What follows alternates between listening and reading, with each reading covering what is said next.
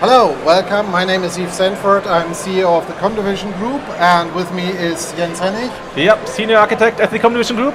And we're here today. Yeah, to talk a bit about the latest changes in vRops 6.1 and how it makes your life easier to actually do monitoring without all the hassle of Hyperic. And so Jens is going to talk to you a bit about what's currently necessary to do monitoring with vRops for OS and applications with Hyperic. So Jens. Yeah, if you have a look today at our vRops 6.0 with Hyperic installed, so what do we have? We have on our side, we have a bunch of vRops nodes, and typically we connect them with one or more Hyperic servers for high availability, and these again are connected to our Hyperic agents installed on our virtual machines. So that's how it looks today. So how many applications can we monitor right now? So there's a bunch of applications out there right now. You can download them. It's a solution. Are you on a rush somewhere? Huh? People need to listen to you, so speak a bit not so fast. Sorry. So thanks for mentioning. So currently, if you have a look at Solution Exchange, you can download a bunch of plugins and agents for this one. So that's how it looks today with version 6.0. So Yves, tell me, how do we do it with 6.8? What's the difference? So with 6.1, the main difference is that we completely can cut out the whole Hyperic thing. One of the things we have seen on implementations in the last year and a half is the whole Hyperic thing makes it really complicated. And now that we have the ability to directly use the agents and drop information from the agent directly into vRops, we can basically do OS and application monitoring without any need to actually add an Hyperic server in here. So overall the deployment is going to be much easier. We don't need for redundancy purposes and stuff like that anymore the Hyperic server. And actually the deployment is actually quite easy, and we can easily drop that in. So overall, no longer multiple Hyperic servers. We can directly communicate with the vRops instance. And the other piece is, in the old past, you had to actually manually link all these individual components. So you had to link back a reference between an application and an operating system and everything, and that's all gone. So that's going to be much easier in vRops now. So you basically have all the components, all the information directly getting into it. And on top of that, one of the advantages is clearly we can directly actually execute tasks from the application. So that's pretty cool. So once you install the agent, it will automatically collect and see what's installed in the virtual machines, and then you can click down and see, hey, let's monitor, for example, processes or whatever. Yeah. So all the process information and all that kind of stuff goes directly into vRops, and you have the metrics and everything for that. When we look at the implementation, deployment of the agent has become much easier. So you can basically now just deploy it. The processes, you just kick off a little batch script. So you download the agent. It's like the old EPO Hyperic agent. You drop that onto the box, and then you kick off the start script, and then you basically have all you need. Solutions and everything become easier. So in the past, whenever you had to monitor an Exchange server with vRops, we had to basically take a solution pack for Ops Manager. We had to then also deploy Hyperic and Hyperic agent and everything. And now there is basically, as soon as you deploy the new vRops agents, you can basically drop them in the OS. And once they are in the OS, you can actually then from there deploy a solution pack in vRops, and that will actually add all the additional agents. And I think that will make your life in the deployment much easier then. And make sure so you install it as a solution, but you won't find the agent right now if you look at the dashboard in the solution area. So if you want to see how many agents you have installed, so please click then on agents, and there you will see all the agents that are available for you right now for monitoring. Yeah, so that makes your life a lot easier. A few things we have found when we played around with 6.1 in the early days now is there are a few things you need to be aware of. So one of the things we found is when you deploy against multiple vRops instances, you basically need to either implement round robin by DNS, or you use some kind of external load balancer. That can be any kind of proxy load balancing mechanism.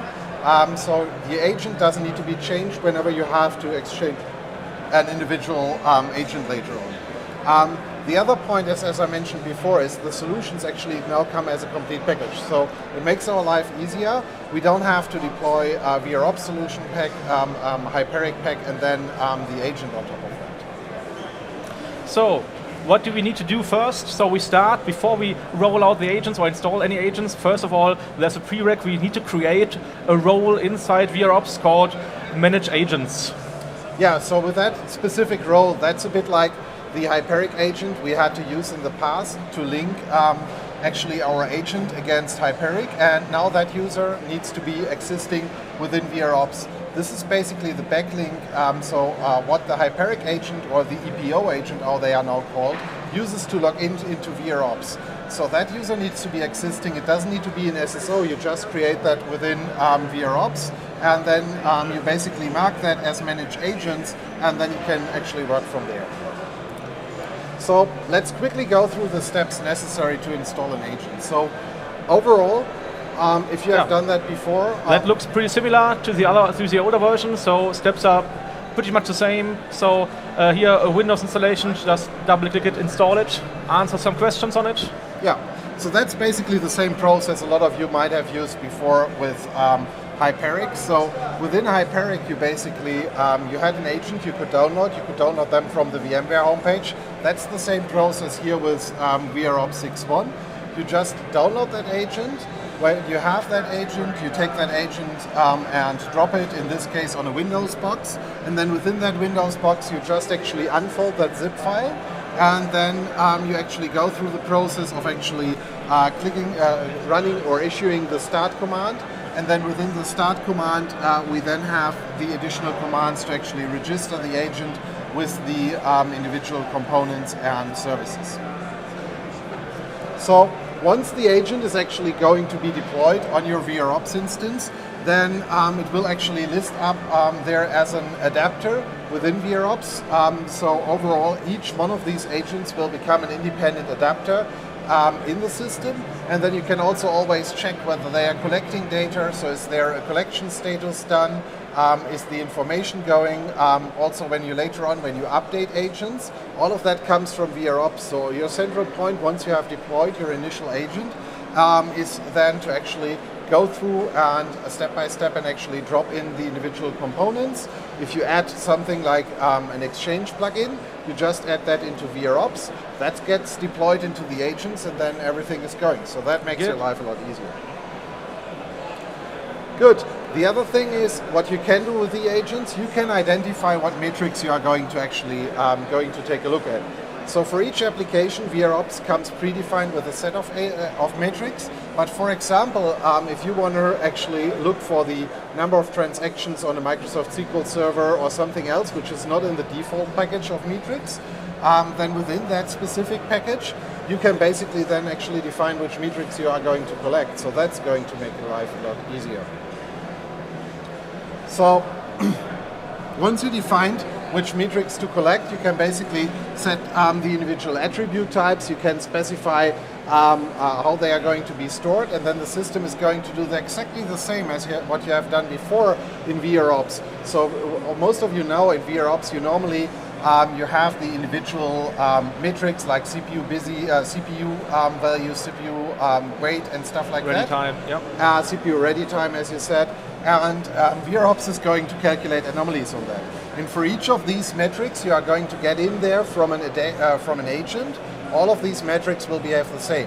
So, for example, if you do SQL Server monitoring, the number of logs per minute and stuff like that, all of a sudden the system is going to immediately nail down the information, and you get, again, is it in the normal range and stuff like that, and that even makes it easier to monitor. Yeah, this information you can easily use and put it in the dashboard and to make a graphics out of it, and as you are used to do it in version 6.0 as well. So yeah, so overall that's going to make your life a bit easier, especially when you monitor even larger applications, even something like an SAP or stuff like that. You can immediately actually identify your individual metrics and throw them in, and I think it makes life a lot easier. Yeah. So maybe you quickly cover the plugins which are available. Yeah, from the beginning, we have a basic set of plugins that is that's available from start, and so basic monitoring like Linux, Windows operating system monitoring. So how many processes are there, how much free memory we have, and stuff like that. So if you need something else, so this will come as a solution package. So go to Solution Exchange, download the solution package. upload it, and then it will be there as a plugin for you, and then you can get additional agents that are available for your system. And that actually works the same way. If you have any existing Hyperic agents, for example, you can convert them. So on the Solution Exchange, there is a script, which you can download. Yeah, an XML file will help you to convert your current agents and self-developed solutions and samples, and they will convert it to the new version, and then you can update it in, upload it in, install it, and there you have it again in your system. Yeah, and you only need to upload them into vRops actually, because you don't need to deploy that on every agent, which is great, because if you imagine that you have 500 or 1,000 machines being monitored and you want to make a change to an agent, then you don't have to go into each one of these 500 or 1,000 machines and actually do it over there. You can immediately run it centrally in one central place. Awesome. So this makes my life totally much more easier. As we have really a simple kind of management right here, right now. So one thing, however, we need to mention with this is the only big caveat with this overall setup is actually when we talk about data migration. So when you move from vRops 6 to vRops 6.1 and you have already Hyperic installed currently, then you need to be aware of the fact that there is no directly one-to-one move between Hyperic and vRops. So the point is, what the easiest thing we found what you can actually do is you go in and start targeting your agents from Hyperic to vRops, and you can actually run in a mixed environment there. So you keep your Hyperic feed on one hand, and then you have your direct vRops feed on the other hand, and both of them will actually feed into the system. And that way you can step by step actually move away from the overall Hyperic system into vRops, and then get basically both integrated, and that will make your life easier again. Yeah, on the roadmap, actions in Hyperic server. So that's basically that you can directly from alert or from your object directly trigger an action right now with a script, whatever. Yeah, this is on the roadmap, currently not implemented, but we will see it hopefully very soon in a further update. Great. So that's basically most you need to know about it. So again, thanks for the quick opportunity to talk about this. I think it's great that we can do Hyperic now, can do vRops now without Hyperic and actually directly monitor applications. Which makes our life pretty much easier from management perspective. It makes it a lot easier, yeah. Thank you. Thank you very much.